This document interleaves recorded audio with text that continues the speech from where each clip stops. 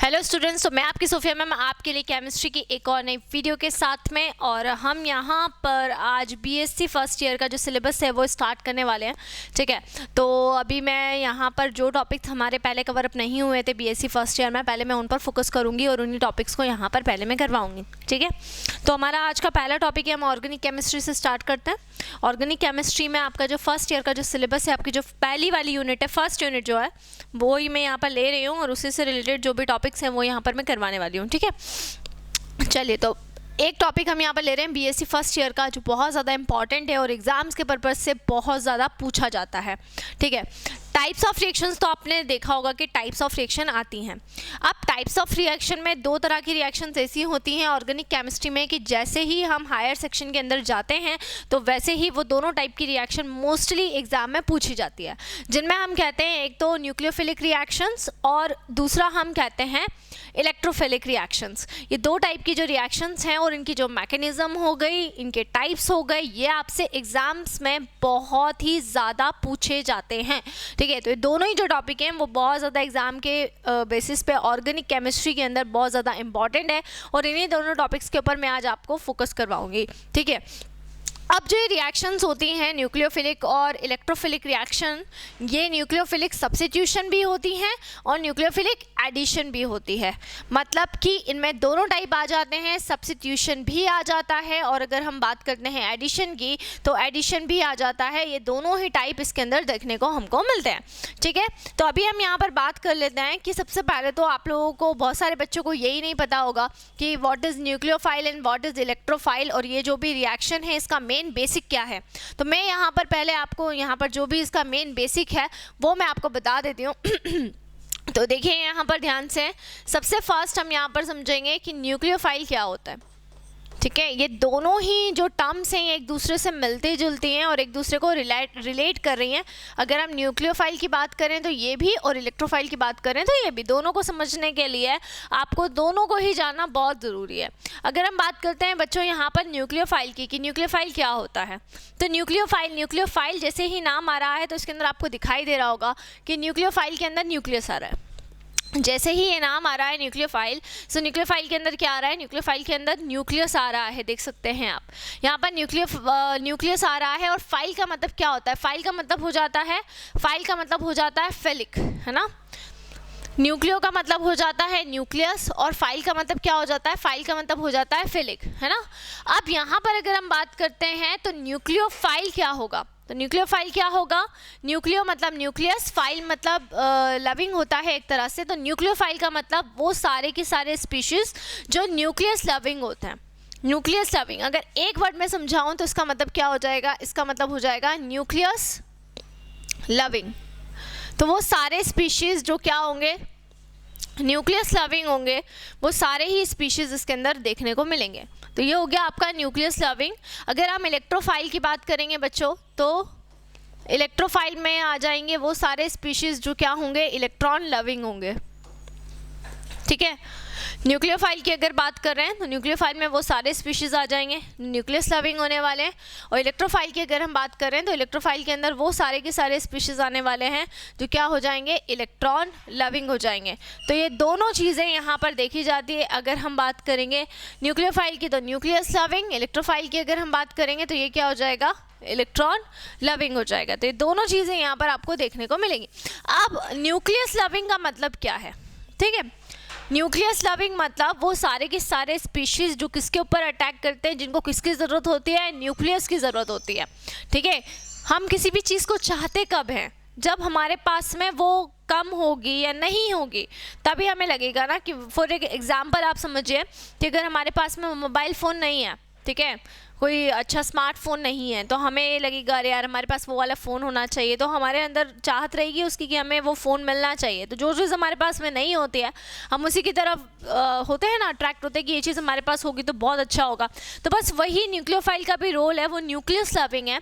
मतलब उसके पास में न्यूक्लियस नहीं होता है, उसके पास में इलेक्ट्रॉन बहुत सारे होंगे। न्यूक्लियोफाइल के अंदर इलेक्ट्रॉन बहुत सारे होते हैं, इलेक्ट्रॉन रिच होते हैं। ठीक है। इलेक्ट्रॉन रिच होते हैं बट उनके पास में क्या नहीं होता है, उनके पास में न्यूक्लियस नहीं होता है। इलेक्ट्रॉन्स उनके पास में बहुत सारे होंगे लेकिन उनके पास में न्यूक्लियस नहीं होगा। ठीक है, तो ये चीज़ रहती है किसमें देखी जाती है, न्यूक्लियोफाइल्स के अंदर देखी जाती है। तो न्यूक्लियोफाइल क्या होते हैं, इलेक्ट्रॉन रिच स्पीशीज़ होता है जो न्यूक्लियस एक तरह से बोल सकते हो आप कि यहाँ पर जो रहेगा वो न्यूक्लियस लविंग माने जाते हैं। क्या माने जाते हैं, वो न्यूक्लियस लविंग यहाँ पर माने जाते हैं। ठीक है, न्यूक्लियस को लव करते हैं एक तरह से, और ये जब भी रिएक्शन करेंगे तो ये इलेक्ट्रॉन देंगे और न्यूक्लियस लेंगे। ठीक है, ये आपको ध्यान रखना है। अगर हम इलेक्ट्रोफाइल की बात करते हैं, सो इलेक्ट्रोफाइल क्या है बच्चों, इलेक्ट्रोफाइल है बच्चों इलेक्ट्रॉन लविंग। अगर हम इलेक्ट्रोफाइल की बात कर रहे हैं, सो इलेक्ट्रोफाइल क्या है इलेक्ट्रोफाइल क्या है, इलेक्ट्रोफाइल है इलेक्ट्रॉन लविंग। अगर हम इलेक्ट्रोफाइल की बात कर रहे हैं तो अब इलेक्ट्रोफाइल है हमारा इलेक्ट्रॉन लविंग। इलेक्ट्रॉन लविंग का मतलब क्या होगा, जो इलेक्ट्रॉन को लव कर रहे हैं, मतलब जिनके पास में इलेक्ट्रॉन की कमी है। इलेक्ट्रॉन को लविंग क्यों है, क्योंकि इनके पास में इलेक्ट्रॉन नहीं है और ये क्या चाहते हैं, इलेक्ट्रॉन लेना चाहते हैं। ठीक है, तो इलेक्ट्रोफाइल जितने भी रहते हैं वो क्या होते हैं, इलेक्ट्रॉन डेफिशिएंट होते हैं, इलेक्ट्रॉन डेफिशिएंट हो जाएंगे, है ना।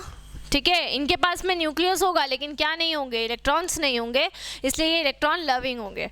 तब आपको बेसिक कॉन्सेप्ट समझ में आ गया होगा दोनों का।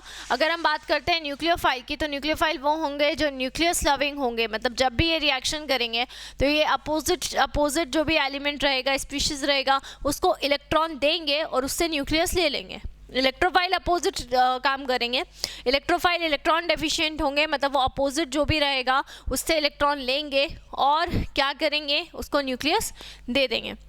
तो ये दोनों के अंदर बेसिक डिफरेंस देखा जाता है। अगर हम न्यूक्लियोफाइल की बात करते हैं तो न्यूक्लियोफाइल के अंदर, इलेक्ट्रोफाइल की बात करते हैं तो इलेक्ट्रोफाइल के अंदर, दोनों के ही अंदर जो सबसे ज़्यादा बेसिक डिफरेंस होता है वो यही देखने को मिलता है इन दोनों ही टर्म्स के अंदर। ठीक है, तो nucleophile nucleus loving, electrophile electron loving होते हैं। ठीक है, ये आपको ध्यान रखना रहेगा। ये दोनों टर्म्स आपको समझ में आ गई होगी, आई होप सो। न्यूक्लियोफाइल भी और इलेक्ट्रोफाइल भी, दोनों की जो टर्म्स हैं वो आपको अच्छे से कंसिडर हो गई होगी, अच्छे से आपको समझ में आ गई होगी। ठीक है, अभी हम इससे रिलेटेड रिएक्शंस पढ़ने वाले हैं। सबसे पहले हम न्यूक्लियोफाइल को देखेंगे। ठीक है, तो न्यूक्लियोफाइल के अंदर अभी हम सब्स्टिट्यूशन रिएक्शन को पढ़ेंगे कि सब्स्टिट्यूशन रिएक्शन क्या होते हैं। तो अभी मैं लेके जाती हूँ आपको न्यूक्लियोफाइल के ही अंदर अगला टाइप, न्यूक्लियोफिलिक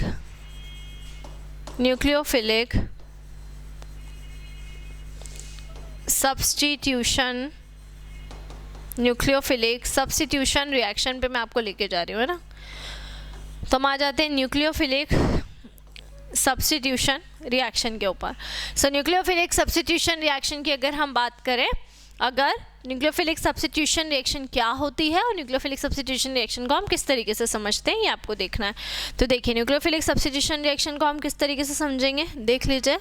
यहाँ पर ये कार्बन होता है और दूसरा वाला जो रहता है ये क्या होता है, ये आपका हैलोजन हो जाता है ना। ये आपका क्या हो जाएगा, ये आपका कार्बन है और ये दूसरा वाला क्या हो जाएगा, ये आपका हैलोजन हो जाएगा।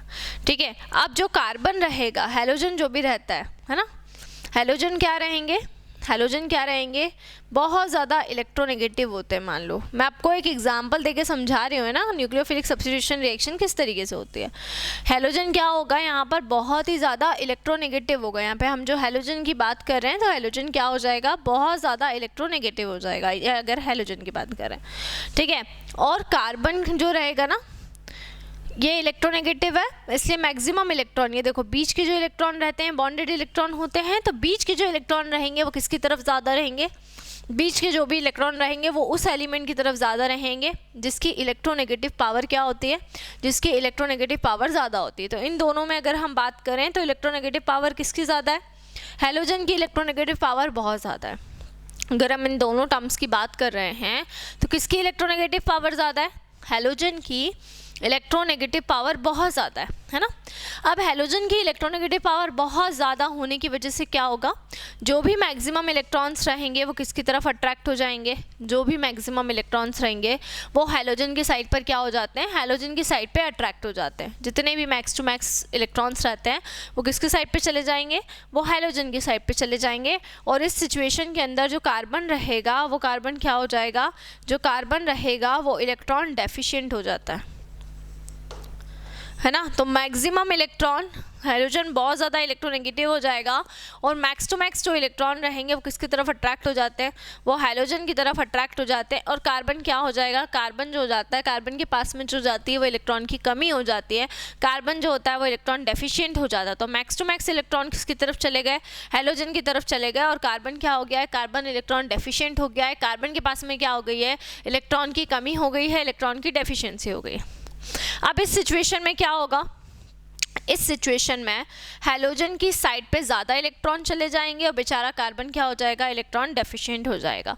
एक कंडीशन ऐसी आएगी कि हैलोजन क्या करेगा, अपना बॉन्ड ब्रेक करेगा और अपने जो भी इलेक्ट्रॉन्स हैं उन इलेक्ट्रॉन्स को लेकर क्या हो जाएगा, उन इलेक्ट्रॉन्स को लेकर निकल जाएगा। तो एक कंडीशन आने पर जो हैलोजन है वो क्या करेगा, अपना जो बॉन्ड है उसको ब्रेक करेगा और जैसे ही बॉन्ड ब्रेक होगा तो वो जितने भी मैक्स टू मैक्स इलेक्ट्रॉन है उनको लेगा और उनको लेकर क्या हो जाएगा, उनको लेकर निकल जाएगा, है ना। और कार्बन इस सिचुएशन में क्या हो जाता है, कार्बन इस सिचुएशन में इलेक्ट्रॉन डेफिशिएंट हो जाता है। कार्बन पर क्या हो जाती है, कार्बन पर इलेक्ट्रॉन की डेफिशिएंसी हो जाती है। अब इस सिचुएशन में एंट्री होती है हमारे हीरो की, जिसको हम कह रहे हैं न्यूक्लियोफाइल। इस सिचुएशन में एंट्री किसकी हो रही है, न्यूक्लियोफाइल की हो रही है। तो न्यूक्लियोफाइल आता है और न्यूक्लियोफाइल आकर क्या करता है, जो हमारा इलेक्ट्रॉन डेफिशिएंट स्पीसीज है यानी कि कार्बन है उसके ऊपर आकर क्या कर देता है, उसके ऊपर आकर अटैक कर देता है। तो न्यूक्लियोफाइल क्या करेगा, न्यूक्लियोफाइल आएगा और जो हमारा इलेक्ट्रॉन डेफिशिएंट स्पीशीज़ है जिसको हम कार्बन कह रहे हैं उसके ऊपर आकर क्या कर देता है, उसके ऊपर आकर अटैक कर देता है और उसको क्या करेगा, ये इलेक्ट्रॉन डेफिशिएंट हो गया है। न्यूक्लियोफाइल क्या होते हैं, देखो मैंने पहले बताया था, न्यूक्लियोफाइल इलेक्ट्रॉन रिच होते हैं। तो न्यूक्लियोफाइल क्या करेगा, इस कार्बन को इलेक्ट्रॉन प्रोवाइड कराएगा, इस कार्बन को इलेक्ट्रॉन देगा, ठीक है। और ये कार्बन क्या करेगा, ये कार्बन न्यूक्लियोफाइल को क्या दे रहा है, न्यूक्लियस दे रहा है। तो इस तरीके से न्यूक्लियोफाइल क्या कर देता है, किसको सब्स्टिट्यूट कर देता है, हैलोजन को सब्स्टिट्यूट कर देता है बच्चों। न्यूक्लियोफाइल ने क्या किया, न्यूक्लियोफाइल ने हैलोजन को सब्स्टिट्यूट कर दिया है, हैलोजन को रिमूव करा दिया है और उसकी जगह ले लिया, ठीक है। तो इस तरह की जो भी रिएक्शंस होती हैं उन रिएक्शंस को हम क्या बोलते हैं, उन रिएक्शंस को हम न्यूक्लियोफिलिक सब्स्टिट्यूशन रिएक्शन बोलते हैं। आ रही है बात समझ में आप लोगों के। तो आपको बेसिक कॉन्सेप्ट बस इतना ध्यान रखना है, ये मैंने आपको बताया। तो ऐसे ही करके कोई सा भी जो इलेक्ट्रॉन नेगेटिव एलिमेंट होता है ना, कहीं कहीं पे न्यूक्लियोफिलिक एडिशन भी होता है बच्चों। जैसे मैं आपको बताती हूँ कार्बोनिल ग्रुप अगर हम ले लेते हैं तो कार्बोनिल ग्रुप में न्यूक्लियोफिलिक एडिशन भी देखा जाता है ना। न्यूक्लियोफिलिक एडिशन कैसे देखा जाता है, इसके अंदर कार्बन होता है और इसमें ये ऑक्सीजन होता है। अब you know that very well कि ऑक्सीजन जो होता है वो भी बहुत ज़्यादा इलेक्ट्रोनेगेटिव होता है। इलेक्ट्रोनेगेटिविटी का मतलब होता है बेटा इलेक्ट्रॉन को अपनी तरफ अट्रैक्ट करने की टेंडेंसी, इलेक्ट्रॉन को खुद की तरफ अपनी तरफ अट्रैक्ट करने की टेंडेंसी क्या है, उसी को हम क्या बोलते हैं, उसी को हम इलेक्ट्रोनेगेटिविटी बोलते हैं। ऑक्सीजन जो है वो इलेक्ट्रोनेगेटिव होता है, हाईली इलेक्ट्रोनेगेटिव होता है, जिसकी वजह से मैक्स टू मैक्स जो इलेक्ट्रॉन रहते हैं वो किसकी तरफ डाइवर्टेड हो जाते हैं, वो ऑक्सीजन की साइड पे डाइवर्टेड हो जाते हैं। तो जो मैक्सिमम इलेक्ट्रॉन रहेंगे वो किसकी तरफ चले जाएंगे, ऑक्सीजन की तरफ चले जाएंगे। अब इस वजह से क्या होता है, जो कार्बन रहता है कार्बन के पास में क्या हो जाती है, कार्बन के पास में इलेक्ट्रॉन की डेफिशिएंसी हो जाती है। मैक्स टू मैक्स इलेक्ट्रॉन किसकी तरफ चले गए, ऑक्सीजन की साइड पे चले गए हैं और कार्बन की तरफ क्या हो गई है, इलेक्ट्रॉन की डेफिशिएंसी हो गई है। अब इस वजह से क्या होता है, ऑक्सीजन के ऊपर पार्शियल नेगेटिव साइन आ जाता है, कार्बन के पास में पार्शियल पॉजिटिव साइन आ जाता है। कार्बन हो गया बेचारा इलेक्ट्रॉन डेफिशिएंट और ऑक्सीजन के पास में क्या हो गई, ऑक्सीजन के पास में इलेक्ट्रॉन हो गए ज़्यादा। यही चीज़ होगी, ऑक्सीजन के पास में इलेक्ट्रॉन ज़्यादा हो गए, कार्बन के पास में इलेक्ट्रॉन की डेफिशिएंसी हो गई। अब यहाँ पर क्या होता है, यहाँ पर न्यूक्लियोफाइल अटैक करेगा तो ऑक्सीजन रिमूव नहीं होगा, न्यूक्लियोफाइल इस कार्बन के ऊपर अटैक कर देगा। जो इलेक्ट्रॉन कार्बन के पास में जो इलेक्ट्रॉन की डेफिशिएंसी है उस डेफिशिएंसी को फुलफिल करेगा और यहाँ पर क्या होगा, यहाँ पर ऑक्सीजन जाएगा नहीं, यहाँ पर ऑक्सीजन भी रहेगा और उसके साथ साथ में इस कार्बन से आके कौन अटैच हो जाता है, न्यूक्लियोफाइल आकर अटैच हो जाता है, ठीक है। तो ना ऑक्सीजन गया नहीं है, लेकिन क्योंकि ऑक्सीजन की वजह से जो कार्बन था वो कार्बन क्या कर रहा था, इलेक्ट्रॉन की डेफिशिएंसी फील कर रहा था। कार्बन को क्या लग रहा था कि इलेक्ट्रॉन की क्या हो गई है, इलेक्ट्रॉन की कमी हो गई है। ऑक्सीजन की साइड पे इलेक्ट्रॉन ज़्यादा हो गए थे और कार्बन पर क्या हो गई है, कार्बन पर इलेक्ट्रॉन की क्या हो चुकी थी, डेफिशिएंसी हो गई थी। तो न्यूक्लियोफाइल ने आकर क्या किया, कार्बन के ऊपर आकर अटैक कर दिया और इस तरीके से यहाँ पे जो हमारी रिएक्शन हुई है यहाँ पर जो हमारी रिएक्शन हुई है उस रिएक्शन को हम क्या बोलेंगे, उस रिएक्शन को हम कहते हैं न्यूक्लियोफिलिक। यहाँ पर उसी पर्टिकुलर रिएक्शन को हम यहाँ पर क्या बोलते हैं, उस रिएक्शन को हम बोलेंगे न्यूक्लियोफिलिक, ठीक है, न्यूक्लियोफिलिक एडिशन रिएक्शन। ठीक है, तो यहाँ पे जो न्यूक्लियोफिलिक रिएक्शन होती है बच्चों वो दो टाइप की होती है। एक हो जाएगी आपकी न्यूक्लियोफिलिक सब्स्टिट्यूशन रिएक्शन, जिसके अंदर कोई दूसरा एलिमेंट सब्स्टिट्यूट होगा और उसकी जगह पे जो भी आपका पर्टिकुलर न्यूक्लियोफाइल रहेगा वो आकर जुड़ जाएगा। एक तो होती है सब्स्टिट्यूशन। वहीं अगर हम दूसरा टाइप पढ़ते हैं तो दूसरा टाइप क्या हो जाता है, दूसरा टाइप हो जाता है न्यूक्लियोफिलिक एडिशन रिएक्शन। तो एक हो जाती है आपकी सब्स्टिट्यूशन रिएक्शन, वहीं अगर हम दूसरी बात करते हैं तो दूसरी वाली जो हमारी पर्टिकुलर रिएक्शन होती है उसको हम क्या बोलते हैं, उसको हम कहते हैं न्यूक्लियोफिलिक एडिशन रिएक्शन। दोनों टर्म्स के बारे में हम डिस्कस कर रहे हैं और इन दोनों ही टर्म्स को आपको अच्छे से पढ़ना है। तो न्यूक्लियोफिलिक सब्स्टिट्यूशन एक हो गई और एक कौन सी हो गई, एक हो गई आपकी न्यूक्लियोफिलिक एडिशन रिएक्शन। ठीक है, चलिए, तो ये दोनों टर्म्स आपको अच्छे से समझ में आ गई होगी। आई होप इसके अंदर आप लोगों को कोई भी दिक्कत नहीं होगी, ये आपको आ गया होगा, अच्छी तरीके से समझ में आ गया होगा, इसमें आप लोगों को कोई भी दिक्कत नहीं होगी, ये आपको अच्छे से आ गया है। चलिए, अभी हम बात करते हैं, हमारा जो पहला टॉपिक रहेगा न्यूक्लियोफिलिक सब्स्टिट्यूशन रिएक्शन, इसी को हम आगे कंटिन्यू करेंगे। मैं भी ये बोर्ड को रफ कर दे रही हूँ और हम यहाँ पर अभी पढ़ने वाले हैं nucleophilic substitution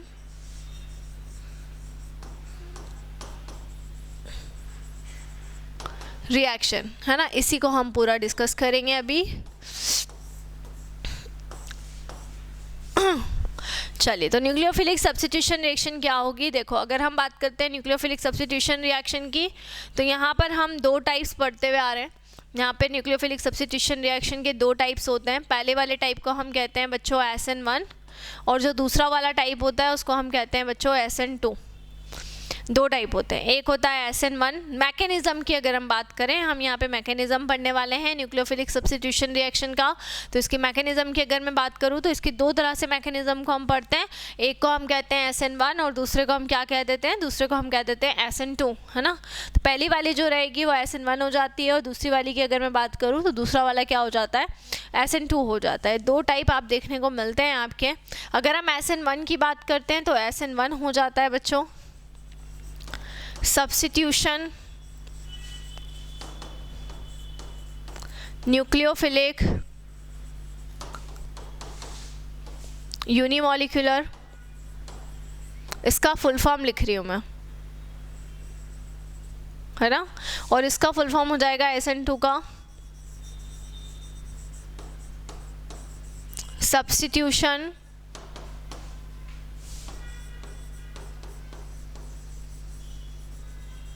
nucleophilic bye molecular. ठीक है, तो दो टाइप देखने को मिलते हैं। पहला टाइप हो जाता है सब्स्टिट्यूशन न्यूक्लियोफिलिक यूनिमॉलिक्यूलर और दूसरा टाइप हो जाता है सब्स्टिट्यूशन न्यूक्लियोफिलिक बायोमॉलिक्यूलर। अब इन दोनों टॉपिक्स को हम नेक्स्ट वाली जो हमारी वीडियो है उस नेक्स्ट वीडियो के अंदर पूरा जो डिटेल में पढ़ने वाले हैं और डिटेल में डिस्कस करने वाले हैं। ठीक है, तो पहला हो जाएगा यहाँ पर SN1 और दूसरा हो जाएगा यहाँ पर SN2 और इसी को हम डिटेल में नेक्स्ट वीडियो के अंदर डिस्कस करेंगे। ठीक है बच्चों, तो मिलते हैं हम लोग नेक्स्ट वीडियो में, तब तक के लिए जुड़े रहिए हमारे साथ में और आपको जो भी डाउट्स रहे, जो भी दिक्कत रहे वो बिल्कुल आप कमेंट सेक्शन के अंदर पूछ सकते हो।